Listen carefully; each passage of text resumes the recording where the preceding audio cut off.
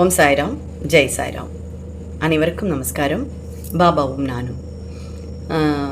Actually போன பதிவில் நான் சொன்ன மாதிரி ரொம்ப அற்புதமான மந்திரங்கள் எப்படி ஏற்பட்டது, அதற்கான சூழல் எப்படி பாபா கொடுத்தாரு, என்ன மாதிரியான மிராக்கல்ஸ் எல்லாம், அதுவும் ரொம்ப சேலஞ்சிங்காக இருந்த விஷயங்கள் என்னென்ன அப்படிங்கிறத நான் சொல்லிட்டு இருக்கேன்.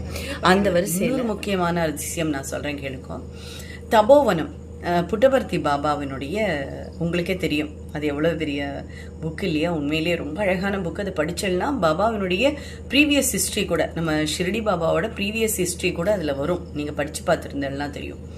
அதை படிக்க சொல்லி உத்தரவு வந்தது. நிஜமாக தான் சொல்கிறேன், ஆமாம் ஆமாம் அப்படின்னு சொல்லிட்டு ஒவ்வொரு சிக்னிஃபிகன்ஸும் அதை சொல்கிற மாதிரியே இருந்தது. சரி, நம்ம அதை படிச்சுடுவோம் அப்படின்னு சொல்லிட்டு நான் ஒரு அத்தியாயமாக படிக்க ஆரம்பித்தேன். அப்படி பண்ணிட்டு இருக்கும்போது ரொம்ப இம்பார்ட்டன்ட், நல்லா கவனிங்கோ.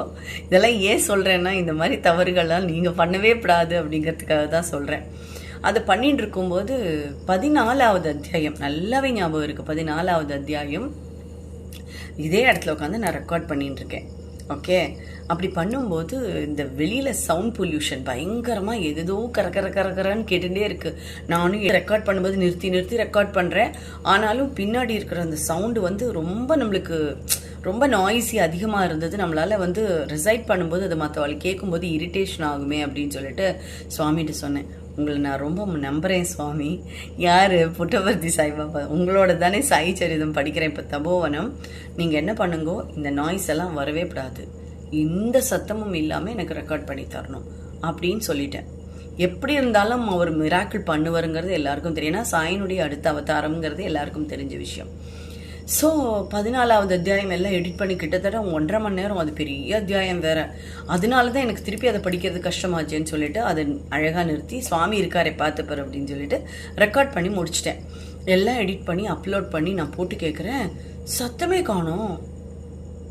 எனக்கு ஒன்றுமே புரியல. திருப்பி பார்க்குறேன், திருப்பியும் போட்டு ப்ளே பண்ணி பார்க்குறேன், திருப்பியும் சவுண்டே இல்லை. அதில் ஏதோ ப்ராப்ளம் இருக்குது போல் இருக்குது, டெக்னிக்கலாக ஏதோ எரர் இருக்குது அப்படின்னு சொல்லிட்டு திருப்பி எடிட் பண்ணதில் போய் ரா ஃபைல் பார்க்குறேன், சத்தம் இருந்தது. திருப்பியும் அதை சேவ் பண்ணிவிட்டு எடிட்டிங் எல்லாம் பக்காவாக இருக்கான்னு திருப்பி ஒரு தடவை செக் பண்ணிவிட்டு திருப்பியும் அப்லோட் பண்ணுறேன், திருப்பியும் சத்தமே இல்லை. அதில் நான் வாசித்தது கூட இல்லை, சுத்தமாக மியூட்டாக இருந்தது. இவ என்ன பண்ணுறா, எப்படி அதை தெளிவாக பண்ணுறாளா, இதெல்லாம் அவர் நோட் பண்ணுவார். நோட் பண்ணி அவருக்கு சாட்டிஸ்ஃபை ஆகிடுச்சுன்னா அமைதியாக கம்முன்னு சமத்தை உட்காந்துக்கும். இல்லைன்னா ஏடா கூடமா நான் சொன்ன மாதிரி தான் பரபரன்னு ஏதாவது நடக்கும். நம்மளே ஏதாவது தப்பு பண்ணிவிட்டு நம்மளே தலையில் அடிச்சுன்னு பாபு குட்டி இப்படி ஆயிடுச்சுன்னு சொல்கிற அளவுக்கு வச்சுப்பார்.